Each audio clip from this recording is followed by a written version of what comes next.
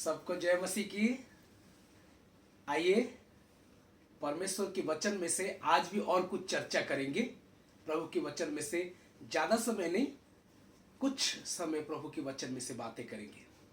पहले मैं आप लोगों के लिए धर्मशास्त्र के कुछ अंश में पढ़ूंगा, जहां पाया जाता है मत्ती चौथा अध्याय और उसका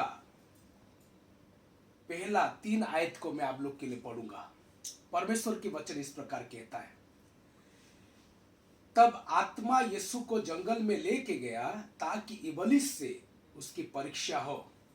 वो 40 दिन और 40 रात निराहार रहा। तब उसे भूख लगी। तब परखने वाले ने पास आकर उससे कहा, यदि तू परमेश्वर का पुत्र है तो कह दे कि ये पत्थर रोटियां बन जाए। यीशु ने उत्तर दिया, लिखा है मनुष्य केवल रोटी से ही नहीं परंतु हर एक वचन से जो परमेश्वर के मुख से निकलता है जीवित रहेगा। प्रभु अपने वचन में से बहुत ऐसे आशीर्वाद दे। आइए प्रार्थना करेंगे, उसके बाद परमेश्वर के वचन में से चर्चा करेंगे। हे प्रभु, धन्यवाद देते हैं आज की खूबसूरत समय के लिए। जब तेरे वचन की ओर जाते हैं हम सबसे तू बातें कर। इस प्रार्थना यीशु मसीह के नाम से मांगता हूं, आमीन आमीन। आज मेरे जो विषय है वो ये है, क्यों एक मसीही भाई या बहन परीक्षा में जाता है, कि परीक्षा में होके गुजरता है। क्या कारण हो सकता है? क्या कारण है कि शैतान आता है यीशु मसीह के पास और उसे परीक्षा करता है? क्या ऐसे कारण है? मुख्य कारण परमेश्वर के धर्मशास्त्र के अनुसार मुझे जितना लगता है उसको हमें जानना चाहिए। थोड़ा मत्ती 3 का आखिरी आयत जो पढ़ोगे, क्या लिखा है? और देखो ये आकाशवाणी हुई, ये मेरा प्रिय पुत्र है जिससे मैं अत्यंत प्रसन्न हूं। यीशु मसीह का बपतिस्मा हो रहा है और बपतिस्मा जब हुआ, बपतिस्मा देने वाला जॉन उनके बपतिस्मा करता है। पवित्र आत्मा कबूतर के समान उनके ऊपर आता है और पिता परमेश्वर आकाश में से ये बातें कहते हैं कि ये मेरा प्रिय पुत्र है, इनसे मैं अत्यंत प्रसन्न हूं। जब पिता परमेश्वर कहते हैं कि ये मेरा प्रिय पुत्र है और इनमें मैं परम अत्यंत प्रसन्न हूं, तब शैतान उनके पास आता है उन्हें परीक्षा करने के लिए। मैं ये बातें क्यों कह रहा हूं? इसलिए कह रहा हूं क्योंकि उससे पहले शैतान परमेश्वर के दो पुत्र को परीक्षा किया है और वो फेल हो गए। परमेश्वर का जो पुत्र है वो है आदम। लूका 3 अध्याय उसके आखिरी अध्याय में आखिरी आयत में लिखा है, और 3 अध्याय 23 से लेके 38 तक यीशु मसीह का वंशावली दिया गया है। 23 में क्या लिखा है? जब यीशु आप उपदेश करने लगा तो लगभग 30 वर्ष का आयु का था और जैसा समझा जाता था यूसुफ का पुत्र था, और वो एली का और वो मातन का। फिर ऐसे जाता है। फिर 38 आयत क्या कहता है? और वो एनोस का और वो सेत का और वो आदम का और वे परमेश्वर का पुत्र था।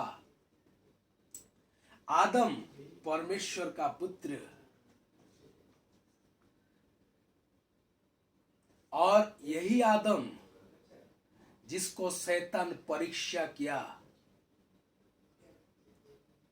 जिसको शैतान परीक्षा किया, जो फल खाने के लिए परमेश्वर ने मना किया था, उस फल को आदम खाता है, परमेश्वर का अनाज्ञाकारी होता है और परीक्षा में फेल हो जाता है। उसके बाद शैतान परमेश्वर का और एक पुत्र को परीक्षा करता है। हम निर्गमन की किताब निकालेंगे, निर्गमन उसकी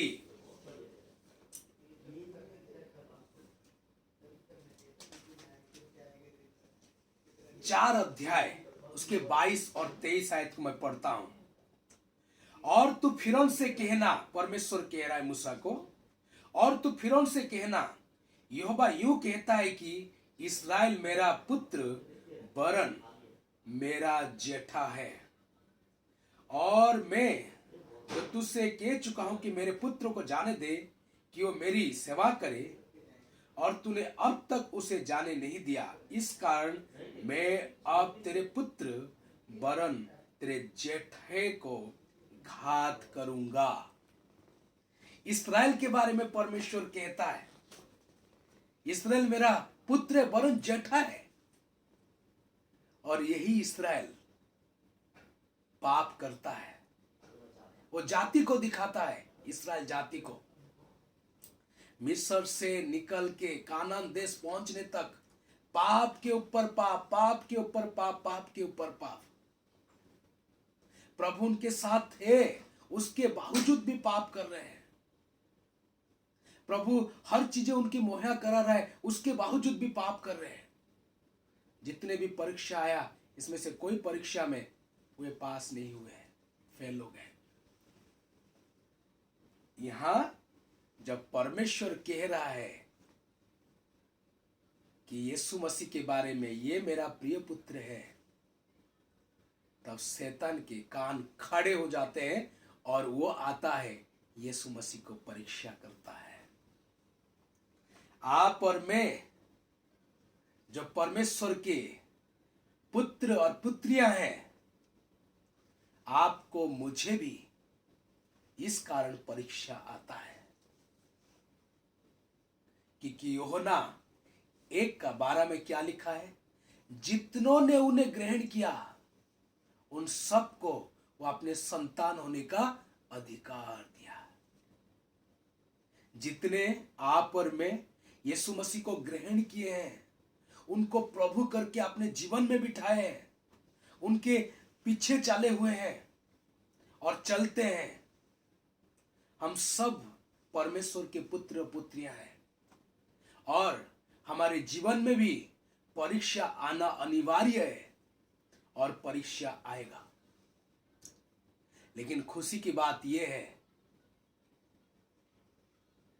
यीशु मसीह जैसे सारे परीक्षा को सामना किया और विजय हुआ, और वही परमेश्वर जो आपके मेरे हृदय में है, कोई भी परीक्षा जब आपके मेरे जीवन में आएगा, आप और मैं भी परीक्षा के से विजय होंगे। जैसे यीशु मसीह वचन का इस्तेमाल करता है, आप और मैं भी उनके जीवंत वचन को इस्तेमाल करेंगे और सारे परीक्षा में विजय होंगे। प्रभु आपको मुझे बहुत ऐसे उनके वचन के द्वारा आशीर्वाद दें। आमीन आमीन। आइए प्रार्थना करेंगे। हे प्रभु, तू सच्चा परमेश्वर है, तू महान परमेश्वर है। धन्यवाद देते हैं तेरे ये पवित्र वचन के लिए। धन्यवाद देते हैं तू हमारे साथ बातें किया है। प्रभु, हर परीक्षा में जैसे विजय होंगे, इसलिए तू आशीष दे। तेरे वचन को जैसे जानेंगे, इसलिए तू आशीष दे। इस प्रार्थना यीशु मसीह के नाम से मांगता हूं, आमीन आमीन। सबको धन्यवाद, थैंक यू। फिर से मिलेंगे। जय मसीह की।